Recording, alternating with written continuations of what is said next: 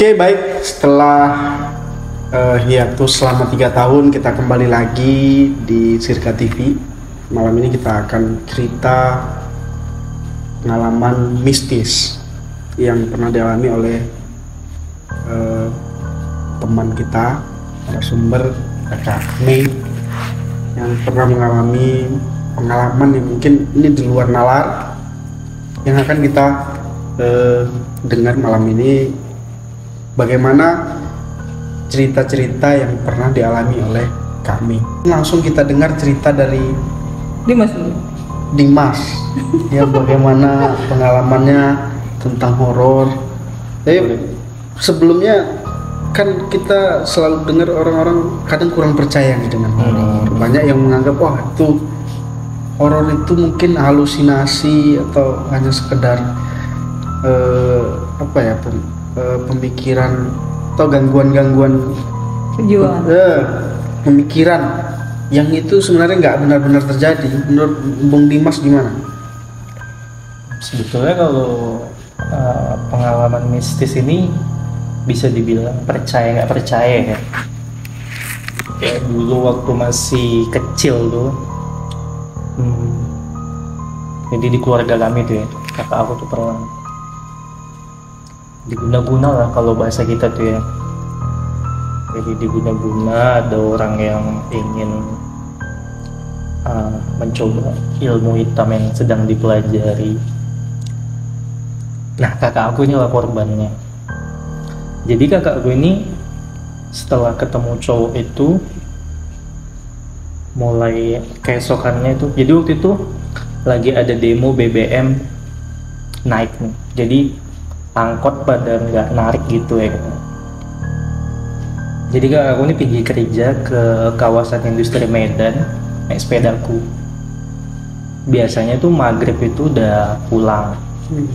Nah, waktu itu kami tunggu sampai jam 9 malam, nggak balik-balik deh nih kan. Jadi kami cari lah. Waktu itu ketemu dia diantarin sama cowok gitulah, tapi kami nggak kenal.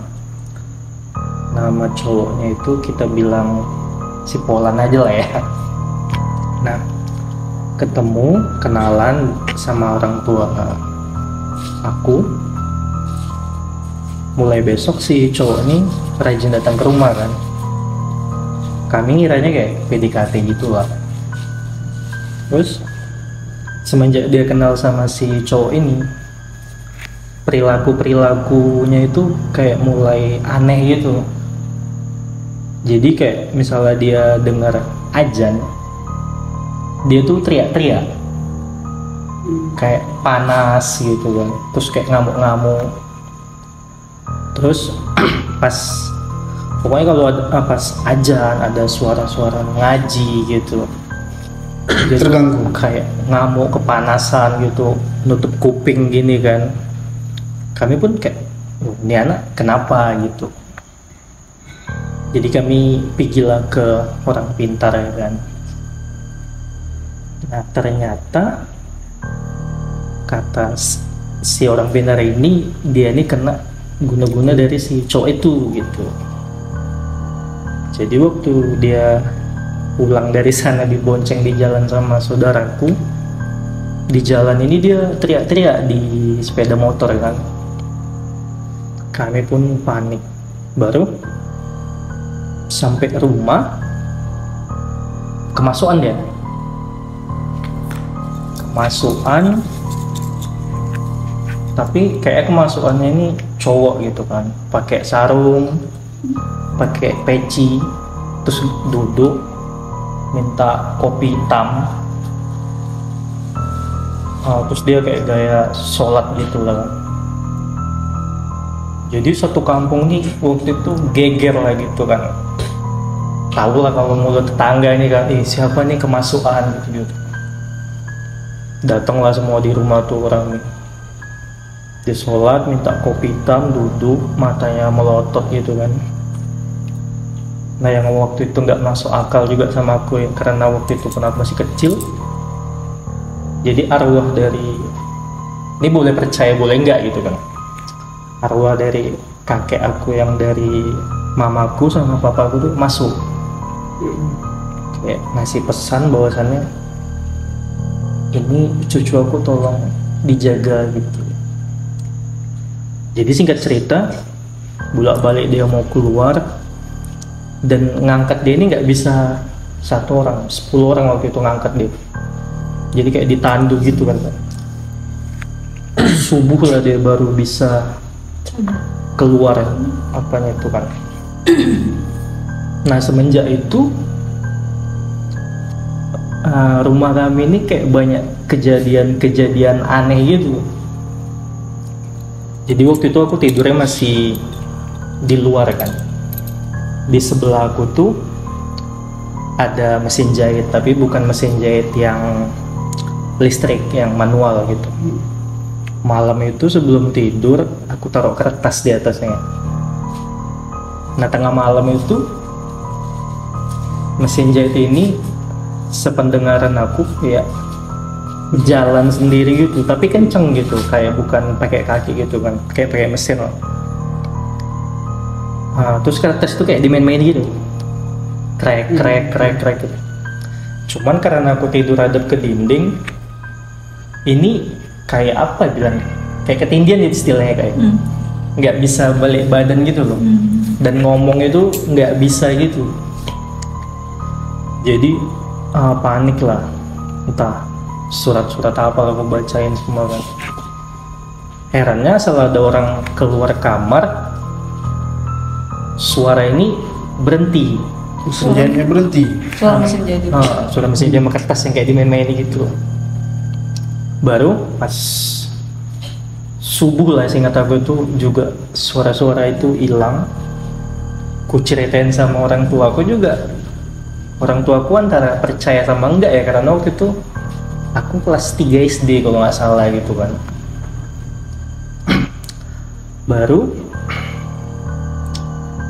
aku besoknya kalau nggak salah, kan kamar mandi kami ini terbuka gitu, maksudnya di atas tuh kayak ada seng transparannya gitu, jadi masuk cahaya.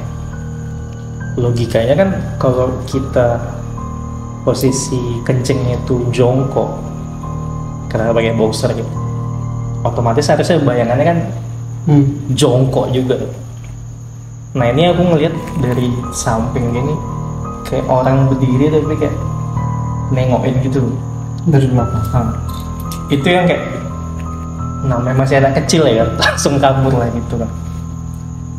Baru tadinya kan rumah kami tuh yang sekarang jadi dapur itu masih tanah kosong gitu kan. Pas malam Jumat itu kayak ada suara gedor-gedor gitu. Panik lah, jadi mamaku ke samping nengok, gak ada apa-apa sih memang, tapi memang auranya itu terasa kali sih gitu. Sampai pada akhirnya itu kakak aku ada hampir 2 bulanan atau ngalamin kondisi kayak gitu kan Kak. Sampai akhirnya berobat, dan terakhir kalau kata-kata orang zaman dulu tuh kan supaya ilmunya hilang itu kayak mesti nyebrang laut gitu. Jadi kakak aku tuh diungsikan lah ke Batam waktu itu. Nah setelah itu pun mungkin kalian pernah juga sih ngalamin kayak itu, boleh percaya boleh nggak sih. Jadi aku pulang latihan bola naik sepeda sama kawan-kawan gitu, cuman kawan aku nih bawanya ugal-ugalan gitu, jatuh. Aku bilang lah anjing lah aja gitu, nama kawan aku si Reja. Awalnya biasa aja sih, namanya kita main sepeda biasa. Sampai rumah kaki aku nih nggak bisa digerakin gitu kan, kayak berat gitu. Aku kira karena cedera atau gimana. Besoknya pun makin parah. 2 bulan lah tuh nggak bisa jalan gitu, berat gitu. Pijil lah ke paranormal gitu. Nah dia pas ngeliat aku tuh kayak sejam gitu kan. Kenapa kata dia? Ini kemarin itu jatuh. Ini bukan jatuh biasa sih kata dia. ternyata kata dia ada arwah bayi keguguran yang nempel di kaki. Jadi singkat cerita tuh kayak dipeluk dia gitu lah kaki itu, makanya berat itu kan. Nah dikasih obatnya itu kayak ada kayu 2 ruas. Jadi kalau dimasuk ke dalam airnya ini jadi warna merah kayak sirup gitu. Itu ku minum seminggu udah langsung sembuh kak. Ya itu boleh percaya boleh enggak sih ya. Nah kakak kan bilang juga pernah kejadian kaki kakak itu nggak bisa, itu kayak mana? Iya, waktu itu mau naik air terjun di tuk-tuk, mau mendaki air terjun itu.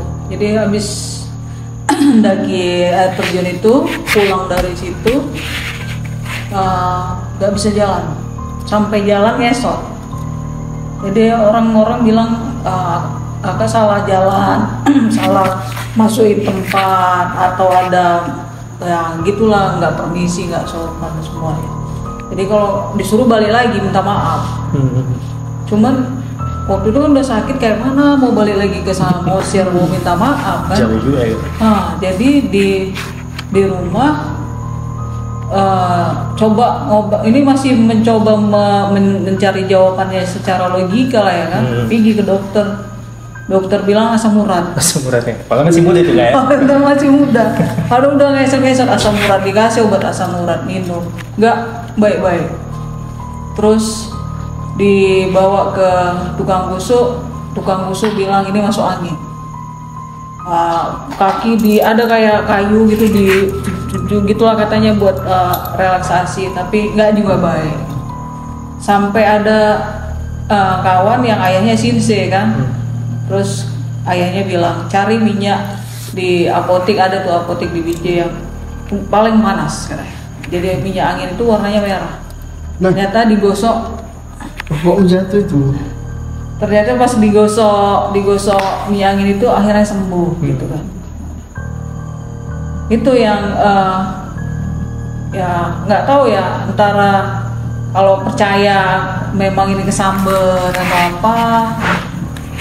Tapi kalau istilah medis juga kayaknya masih hari ini masih terima medis lah ya. Terus soal bayangan itu tadi gitu, pernah juga gitu camping di daerah Galang, di rumah bibinya kawan, rumahnya di atas tebing-tebing batu kan. Jadi kalau mau di sana tuh biasalah di kampung kan, kalau mau ke kamar mandi nggak ada kamar mandi, yang ada ke sungai kan, pancuran. Jadi jauh ke bawah, turun jauh. Jadi kadang-kadang malas ya kan. Jadi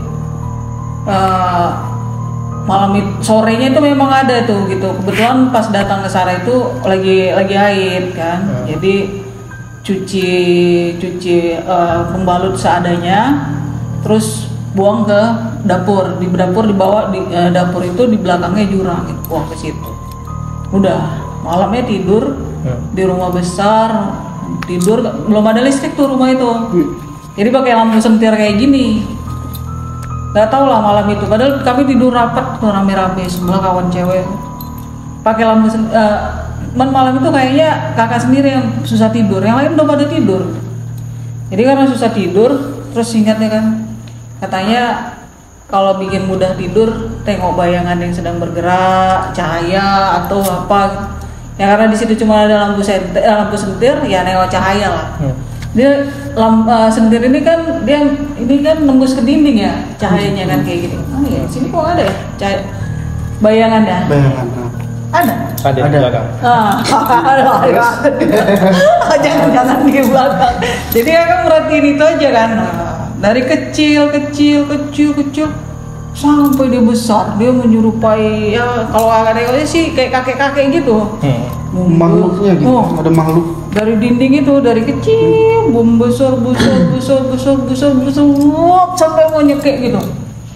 Oh, udah capek nih bangunin kawan yang di sebelah ini kan. Baca pun bismillah, apalagi di bismillah udah lupa lagi lanjutannya ya kan. Gitu lah berjuang gitu kan, sampai nggak tahu lah itu nggak ada ya, nggak ada satu kawan pun yang padahal itu posisi kawan kakak deket lagi kayak cuma 1 senti tapi nggak bisa disentuh, nggak bisa bergerak atau gimana? nggak bisa ngomong, nggak bisa ini badan nggak gitu gitulah. Terus bayangan itu nimpa atau nyekek atau gimana? Kayak dia kayaknya mau nyekek gitu kan, gitu kan. Itulah mau minta tolong ya, tolong. Nggak tahu lagi habis itu nggak tahu ceritanya. Besok paginya kepikiran, mungkin salahnya di situ gitu ya kan. Udah pagi-pagi pergi ke belakang rumah bibi itu, masuk ke jurangnya itu, ambil lagi pembalutnya tadi. Oh berarti sempat nyariin paginya harus nyari itu. Kepikirannya kayak gitu pasti ada buat salah ini ya apa ya gitu kan, mungkin itu gara-gara itu ya. Mungkin itu. Tapi di situ juga sih kenal jerango. Nggak tahu kalau kalian tahu jerango itu kayak Jerango itu apa kan? Kayak yang sering disembur-semburin buat anak-anak gitu tuh, buat penangkal kayak gitu tuh. Halus. Dia bentuknya kayak jahe, kayaknya mirip-mirip gitu jahe atau kunyit, tapi dia lebih kurus-kurus, lebih panjang-panjang. Jadi dulu kakak kemana-mana bawa jerango itu gitu. Karena fungsinya untuk apa tuh Kak jerango? katanya untuk yang apa tadi yang namanya itu yang antunya yang begu ganjang itu takutnya sama jerango. Gitu. Terus posisi lokasi yang paling disukainya begu ganjang itu daerah-daerah berair, daerah-daerah berawa. Gitu. Terus kakak yang tiba-tiba habis di air terjun itu nggak bisa bergerak, terus kalau dokternya bilang itu apa? Asam urat. Nah, itu kejadiannya setelah langsung pulang dari sana atau berapa saat setelah itu? Setelah kayaknya udah ada gejala mulai pincang apa itu masih bisa mokir sampai di rumah itu makin nggak bisa digerakkan. Sebenarnya bisa digerakkan tapi harus melewati sakit dulu gitu ya. Kalau udah duduk tuh mau berdiri, sakitnya nggak tanggung-tanggung gitu. Nah waktu di air terjun itu kakak nggak ngerasain apa gitu, ada diganggu makhluk halus atau apa enggak? Tapi pas pulang mulai terasa sakit terus sampai akhirnya nggak bisa digerakkan? Nggak bisa digerakkan sama sekali, lama lah itu 2 bulan atau 3 bulan juga itu. Tapi yang lucu pas di air terjun itu dia kan kemiringannya gini ya. Jadi kayak ada pohon palem-paleman gitu, kayak pohon salak-salak gitu. Jadi pas naik itu kayaknya kakak mau terpleset, mau jatuh. Kalau terpleset kan jatuhnya kayak terjun. Jadi nggak sengaja narik apa yang bisa ditarik lah ya, Bun. Jadi kayak narik pelepah kayak salak itu kan, tarik. Akhirnya ketolong, nggak jadi jatuh. Tapi gitu udah berdiri, berdiri tegak, mastiin pelepah itu. Ternyata pelepah itu nggak nyangkut di batangnya. Sebenarnya pelepah itu udah jatuh gitu. Loh? Iya. Tapi pas kakak pegang itu nahan. Seolah-olah kayak nahan gitu ya. Iya. Padahal pelepah itu udah lepas dari gitu, udah posisi stabil tengok. Ini udah nggak di batangnya lagi. Tapi yang kakak rasain kayak dia narik dari pohonnya. Kalau nggak ada pelepah itu udah jatuh lah kakak. Terus ada yang nyarankan, kakak harus datangi lagi tempatnya. Itu berarti sebelumnya memang ada kejadian-kejadian kayak gitu yang harus orang yang sudah kena harus datang lagi ke tempat itu. Kalau sebelumnya nggak tahu sih. Tapi dari warga sekitar itu desa terakhir sebelum ke air terjun bilang belum ada yang naik ke air terjun. Paling ke atas. Dan itu baru kakak lah berani ke sana. Gitu. Orang tuh juga menganggap ngapain harus camping ke air terjun itu gitu kan. Itu air terjun di Pulau Samosir itu berarti? Iya, air terjun di Tuk-Tuk itu. Ngapain ke situ gitu, nggak ada apa-apa, ngapain harus ke situ gitu. Jadi ya orang-orang situ juga kawan termasuk misalnya kawan-kawan kakak yang suku Batak atau apa bilang udah balik aja lagi minta maaf. Yang pikirnya kan minta maafnya sama siapa kan? Itu tuh mereka menganggap bahwa ada yang dilanggar di situ sehingga harus minta maaf. Mungkin gitu kan kayak Dimas tadi mungkin dia ya kan kalau ada yang percaya di setiap tempat juga ada makhluk, ada penghuninya gitu kan. Kadang-kadang kita yang nggak nampak ini ternyata menabrak mereka atau apa kan gitu. Tapi gitu sih waktu kakak yang kakinya nggak bisa gerak itu, setelah itu ada nggak kayak tadi mimpiin? Biasanya kan ada gitu-gitu ya, entah kayak ketemu atau gimana, bayangan atau apa, kayak maksudnya hal-hal mistik setelah kejadian yang kakek itu lah. Waktu baru pulang kan kakek itu nggak bisa tuh tiba-tiba tuh. ada nggak tadi mimpiin atau apa kayak Enggak. orang tuh kayak ngasih tanda-tanda gitu? Enggak, seingat kakak kalau mimpi yang pasca kaki itu nggak ada. Kalau mimpi itu, tapi kalau mimpi kayaknya mimpi jarang lah kalau kakak kayaknya berinteraksi langsung. Langsung ketemu. Iya, langsung ketemu, langsung merasakan, kayaknya gitu. Kalau mimpi gitulah. Kemarin ada kawan yang meninggal, harapannya dia bisa cerita apa-apa lewat mimpi gitu kan. Nyata sampai sekarang nggak datang dia di mimpi. Yang ini kan yang kakak bilang kejadian sempat ngelihat kayak masjid atau apa tuh yang di Oh, di Lokawan. Lokawan itu kayak mana kejadiannya kak? Ya itu ya nggak tahu juga ya, sorry lah kalau misalnya. Hah? Sesi lain aja itu enggak, itu bagus ceritanya. Cerita. Iya, kita buat satu sesi lagi. Nah, gimana? Main game main kameramennya dibiarkan ya kami. Pelongo. Enggak apa-apa maksudnya itu ceritain nanti kan bisa kita buat partnya gitu. Satu sesi lagi. Oh, udah masuk. Kakak pernah ini nggak kayak dipanggil gitu? Dipanggil. Karena aku dulu sering kali dipanggil. Ngerasa nama kita dipanggil gitu ya? Memang dengar, jadi kayak waktu aku main tuh, jadi kan dulu daerah rumahku tuh sebelum sepadat sekarang itu kan masih kayak banyak tanah-tanah kosong gitu. Tuh kayak ada manggil kayak mas gitu. Cuman nggak pernah aku sautin sih. Cuman yang paling terasa itu waktu itu aku tuh bangun jam 2:30 pagi. Niatnya mau sholat duha kan? Mau sholat tahajud kan? Jadi udah di kamar mandi lagi, udah gayung pertama mau ngambil air wudhu. Tiba-tiba ada suara bos cewek aku kayak manggil, mas, kok tahu dia jam segini aku bangun gitu kan? Aku datangi lah kamarnya. Setelah aku datangi, ternyata dia tidur. Di situ aku langsung kayak suaranya tapi jelas ya. Suara bos cewek aku. Gitu. Cuman memang nggak aku sautin balik. Cuman karena waktu itu niat aku udah bodoh lah gitu kan. Ya udah langsung sholat aja sih, tapi nggak ada yang aneh-aneh sih. Tapi suara itu percis kali. Dan besoknya pun aku ceritain sama bos cewek aku, dia pun mana ada orang tidur kok berarti itu. Wah, kayak kejadian gitu pernah? Kalau dipanggil sih enggak. Kakak di rumah punya banyak nama, ayah kakak manggil kakak beda, mama kakak beda. Karena orang kayak gitu ya. Kalau dia punya banyak nama panggilan, susah diikutin. Oh ya? Iya. Katanya gitu. Jadi dulu juga pas main-main suka main-main di hutan juga gitu. Nggak satu nama kakak gitu. Namanya kan beda-beda. Gitu sih. Jadi kalau dipanggil kayaknya kakak belum pernah. Kalau dipanggil ya. Biasanya kalau anak kecil udah dipanggil itu besok langsung demam. Iya, biasanya kayak demam. Sampah gitu dia tuh kalau dipanggil.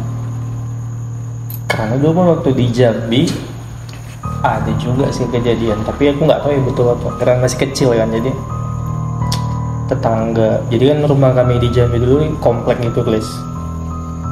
Tapi depan komplek ini udah kayak hutan belantara gitu kak, yang belum terjamah gitu kan. Nah waktu itu tetanggaku yang kawan aku main hilang sampai maghrib nggak pulang-pulang, dicari lah ke hutan itu pakai tampa sama apa sih namanya, sapu lidi, kayak dipukul-pukul gitu. Kalau kata-kata orang pintar di sana waktu itu yang ku inget diambil jiniprit gitu katanya kan, cuman nggak tahu ya betul atau enggak. Jadi satu kampung tuh nyari lah, mukul-mukulin itu, nggak ketemu. 3 hari kemudian lah ketemu dia. Tapi waktu ketemu ini dia nggak bisa ngomong. Jadi kayak dipanggil pun dia diem aja, terus dia cerita tuh cuman matanya kayak kedip-kedip gitu kan. Dibawalah ke orang pintar ini, ternyata selama dia diambil sama makhluk halus itu, tapi nggak tahu ya betul atau enggak ya, cuman kalau katanya waktu itu dia dikasih makannya itu kayak kotoran. Itulah yang ngebuat dia nggak bisa ngomong setelah dibacain jampi-jampi atau apalah itu kan. Besoknya lah baru anak ini mulai bisa ngomong lagi seperti biasa gitu. Kalau kejadian kayak gitu di tempat kakak pernah nggak dulu kayak minta kan kalau mitos-mitos zaman dulu tuh kalau maghrib nggak boleh keluar terus ngelangkai bambu ya. Ngelangkai bambu. Iya, katanya nanti bambunya tuh kayak bisa berdiri atau gimana gitu, ngulik gitu. Kan sering tuh mitos-mitos gitu tuh. Di tempat kakak nggak pernah ada kejadian kayak gitu? Enggak, kalau kakak di kota malah nggak jumpa kakak yang kayak gitu. Gak ada yang aneh-aneh ya? Padahal main-main juga gitu, ngaji juga kalau maghrib katanya begini, tapi kalau walaupun nggak kota-kota kali ya Binjai itu, tapi kayaknya di seingatan kecil pas main-main tuh nggak ada gitu. Tapi kalau udah main di hutan baru ada lah yang kayak gitu yang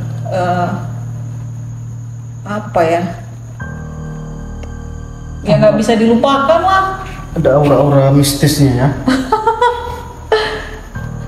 Apa gak yang pengalaman mistis kakak yang entah lucu atau? Kalau yang lucu itu pernah dulu kan masih sekolah nih. Sekolah kan dulu kakak STM, terus ada adik-adikan kami kakak STM. Kakak sudah suka camping kan. Jadi sekali kami mau ke Bukit Lawang, kakak aja kawan-kawan. Kami ada 7 kayaknya tuh. Terus satu kawan kakak dia bilang bawa ceweknya katanya. Ceweknya dia SMP. Jadi kami berangkat ke Bukit Lawang. Sampai di Bukit Lawang itu kalau nggak salah lagi nggak tahu tahun baru atau apa gitu kan. Semua hotel penuh semua apa. Kami cuma dapat gubuk yang kayaknya jadi bekas kandang atau apa gitu kan. Tapi karena kami nggak menginap, kami cuma sementara, nggak apa-apa lah. Disitulah kami berkumpul. Jadi siangnya kami cerita, kami mau susur sungai lah ini, jalan dari sungai gitu. Udah, gitu jalan sungai, tiba-tiba ceweknya kawan kakak itu jatuh dan hanyut. Padahal air sungainya segini, hanyut dia. Sampai kakak bilang, awalnya mikir, paling ceweknya ini cari perhatian cowoknya gitu kan, sok hanyut gitu. Enggak terlalu deras lah Bukit Lawang, airnya segini. Tapi dia minta tolong, paling minta perhatian, minta tolong gitu kan. Terus si cowoknya mungkin punya pikiran yang sama kakak, nggak nolongin. Kirain bercanda. Tapi ternyata lama-lama udah mulai jauh, kayaknya dia betul-betul hanyut, kakak pikir gitu ya kan. Sampai akhirnya kakak bilang sama kawan kakak, cowoknya itu hanyut nggak bilang. Jadi akhirnya ditarik. Tapi ditarik itu dia udah posisinya udah kejang. Pas dia ditarik itu kan, udah kejang, udah kayak apa gitu ya, kayak mau kesurupan gitu kan. Akhirnya kami nggak jadi susur sungai lah kan. Udah bawa aja balik ke gubuk gitu. Dia udah mulai kejang-kejang. Jadi itu kakak akhirnya sampai di gubuk dia ditidurin. Terus kakak bilang sama kawan-kawan, udah keluar dulu biar aku ganti bajunya, kakak bilang gitu kan. Kakak gantilah bajunya. Udah dingin, udah apa? Dia masih tidur aja. Terus kakak bingung kayak mana nih gitu kan. Akhirnya kakak cuma bilang sambil ya, dia tidur sini kan. Bilang, kau mau kayak mana? Kakak bilang gitu. Tiba-tiba dia ngomong, aku mau pulang, katanya gitu kan. Tapi suaranya udah beda. Kayak suara laki-laki gitu kan? Nggak, suara cewek tapi lebih besar juga gitu. Aku mau pulang katanya. Terus kakak tanya lagi, ini kakak antara mungkin tetap diam, entah kebanyakan masuk air atau apa, suaranya jadi berubah. Ngomong itu kak posisinya masih tidur, tutup mata. Aku mau pulang katanya. Tapi suaranya udah berubah ya? Bukan suara dia lagi. Terus kalau kenapa mau pulang gitu kan? Aku nggak mau di sini, gitulah dia bilang. Terus lama-lama kan percakapan itu terus ya mulai curiga, ini kayaknya bukan dia gitu kan. Terus saya bilang, kau siapa? Kakak bilang gitu. Kau siapa? Kakak bilang, aku yang nunggu di lubuk sana, katanya gitu. Nah terus kok ngapain masuk ke jadi percakapan itu spontan aja ya. Kakak antara anak ini ngerjain atau apa, masih kayak gitu kan. Aku mau bawa dia, katanya gitu. Mau bawa anak ini. kasihan karena di sini ada yang jahat, katanya gitu kan. Siapa yang jahat? Kakak bilang. Jadi pertanyaan kakak juga pertanyaan yang sederhana aja, karena siapa yang jahat? Kakak bilang ada di sini yang jahat sama dia, katanya gitu kan. Terus kakak bilang jangan dibawa lah dia, karena dia masih sekolah, kakak bilang gitu kan. Dia masih sekolah gitu. Ada percakapan negosiasi lah kan. Satu sisi anak ini kakak yang mempermisikan sama orang tuanya. Waktu dia mau ngajak. Kalau cowoknya yang mempermisikan kan pasti nggak dikasih cowoknya. Jadinya kakak yang. Jadi kan kakak yang bertanggung jawab. Kalau anak ini entah kenapa kan kakak yang dicari-cari orang tuanya. Jadi kakak janganlah dibawa dia, kakak bilang gitu kan. Tolonglah gini, gitulah sampai akhirnya dia bilang kalau nggak mau cari bunga jarum, katanya gitu kan. Kakak, jadi ini kan pintu bubuk itu, kami kan di sini. Dia masih tidur aja nih, kakak bilang mau kawan-kawan, cari bunga jarum, kakak bilang, cari bunga jarum kawan-kawan. Gitu dapat, tahu bunga jarum itu kan? Yang merah-merah itu kan? Ya, yang kalau diginiin manis kita gitu. zaman kecil itu nih, gitu dapat dikasih sama dia, duduk dia. Langsung duduk dia gitu kan? Dimakan. Matanya masih tertutup. Iya, kalau seingat kakak gitu, dimakanin ya sampai betul ya, nah ini kakak makanin muat. Habis kan? Udah ya, akhirnya kakak manggil nenek lah, nggak tahu lah kayak mana alur ceritanya, tapi kakak rasa karena kakak bukan anak ini lagi kan, udah orang lain. Udah ya, pergi lah biar kami bawa dia pulang, kakak bilang. Cari dulu 7 kemiri katanya gitu kan. Cobalah di Bukit Lawang mencari kemiri. Cari 7 kemiri, buang ke 7 lubuk di sungai ini, katanya gitu kan. Keluar lagi kakak, cari 7 kemiri, buang ke 7 lubuk. Pokoknya kakak translate lah kan. Antara lucu, ngeri, dan dia duduk aja deh gini kan. Ada proses negosiasi berarti ya untuk melepaskan badan si anak ini. Antara lucu, tapi udah mencari lah kawan-kawan kakak itu 7 kemiri tadi ya kan. Buang ke 7 lubuk, buang aja. Dan itu dapat kemirinya di situ. Akhirnya dapat. Kayak mana lah cerita itu dapat. Nah, tapi ternyata kayaknya dia belum mau pulang juga, belum mau ngelepasin walaupun udah dipenuhi tuntutannya. Sampai akhirnya kakak bilang sama kawan kakak, carilah orang tua di sini. Kakak bilang gitu kan. Nggak lama datanglah orang tua yang doain dia, terus dibilang orang tua itu udah pulang aja kalian, katanya. Gitu dia bilang. Kami langsung pulang, padahal belum lagi mandi ya. Belum lagi mandi. Dan anak ini langsung sadar setelah diobati. Dia masih diam aja, kayak lemas gitu kan. Jadi udah langsung, ya kakak pun udahlah pulang aja lah daripada aku bertanggung jawab lebih besar gitu kan. Jadi kami pulang sewa angkot. Angkot dulu kan di belakang itu yang bangkunya 2 gitu kan. Dia duduk di samping kakak. Di pas jalan kakak nanya sama dia, kenapa tadi di sungai bisa jatuh? Kakak bilang gitu. Dia bilang, aku jumpa nenek-nenek sama cucunya, selisihan kayaknya. Terus kalau antara nenek itu sama atau cucunya yang kayak diginiin kakinya gitu, jadi dia jatuh gitu. Dijegel ya? Si makhluk itu lah ngapain dia gitu. Kayak gitu, digituin. Jadi dia jatuh.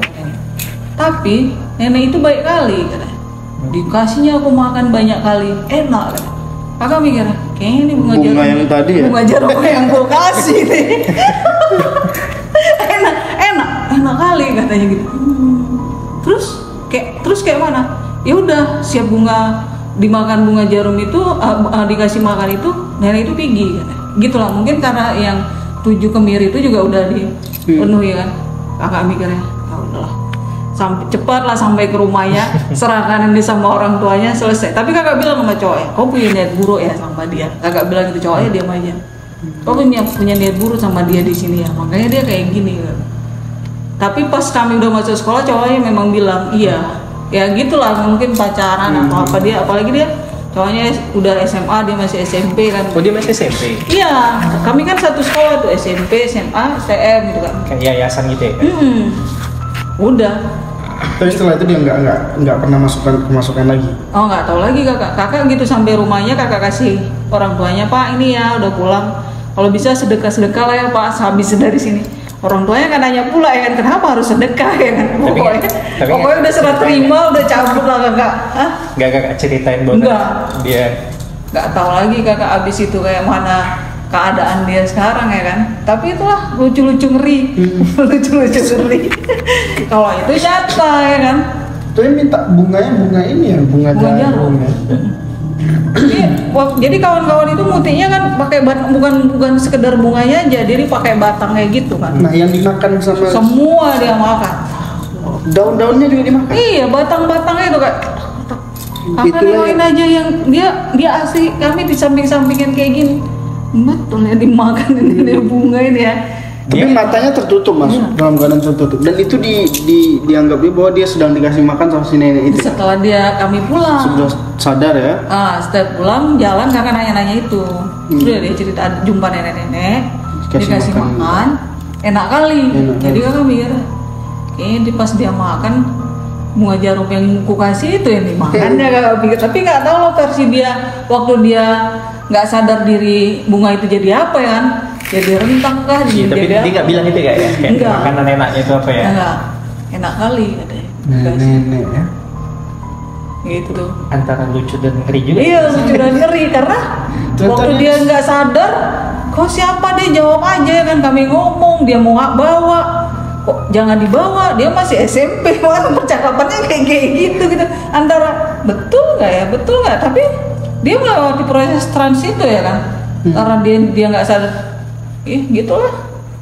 Kalau itu lucu. Gara-gara disliding sama anak setan. Iya, cucu nenek itu. Cucu nenek itu Tapi memang kalau di tempat-tempat gitu kita ngebuat yang aneh-aneh gitu kadang langsung ada kejadian gitu kan? Atau maksudnya ada niat atau apa gitu?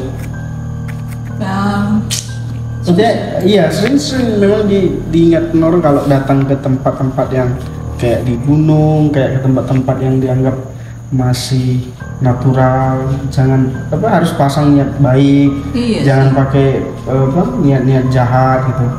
Udah betul-betul berlaku nggak sih kak selama kakak mungkin naik gunung, camping itu pernah kejadian nggak yang punya niat jahat, tiba-tiba ada aja yang digangguin? Ada juga yang enggak, ada yang kakak malah sempat pernah berdoa kalau bisa anak ini kesurupan atau kesambar atau karena saking jahatnya di perilakunya yang sopaten, sombong dan semua. Ternyata dia aman-aman aja ya kan. Tidak semuanya. Ternyata dia aman-aman aja gitu. Pernah itu ada kawan kakak sombongnya nggak tanggung-tanggung apa. Sekali dia mau naik si bayi kan, kakak kerjain. Gitu hari aku nggak bisa ikut, nggak dikasih sama mamaku. Tapi peralatan bawa aja. Akhirnya dia bawa kan. Terus kakak berharap dia ya entah kayak mana lah kejadiannya, marah berdosa. Enggak. Gitu jumpa lagi dia bilang. Dia cuma bilang memang ada monster di Sibaya, kata. Tapi ternyata monster itu deru angin yang di di kawah itu. Cuma bilang gitu aja, dia nggak apa-apa. Dia aman-aman aja. Nggak ada diganggu. Cemana aja ini. Awal yang bagus-bagus aja di tesnya 2 kali lipat ya kan. Jangan Nay, udah letih ya Nay. Buat cakap aja. Udah masuk yang itu lah. Apa? Part 2-nya yang tadi kak, yang mana? Yang soal nengok masjid itu. Itu ganti lah. Oh itu ganti aja hostnya aku ya? Iya. Kau aja. Ya kau sini ganti ya? Tutup lah dulu. Apa yang tutup? Tutup kan kau. Pakai udah makan pula tuh. Ini hostnya. Mukadimahnya masa panjang kali. Apa itu? Tutupnya kayak mana Nay? Tutup aja ya, sampai jumpa. Tadi cerita dari Kak Mei. Baik, Oh ya. sampai sini. Oke, sampai jumpa. Itu tadi cerita dari Kak Mi dan Bung Dimas. Semoga cerita ini Bermanfaat. Iya, bermanfaat, Dan menghibur ya kan? dan Jangan menginspirasi lah, menghibur aja. jangan inspirasi ya. Jadi petiklah hikmahnya. Kalau ada hikmah di dalam cerita ini, jadikan pelajaran. Semoga kita ketemu di lain kesempatan. Sampai jumpa.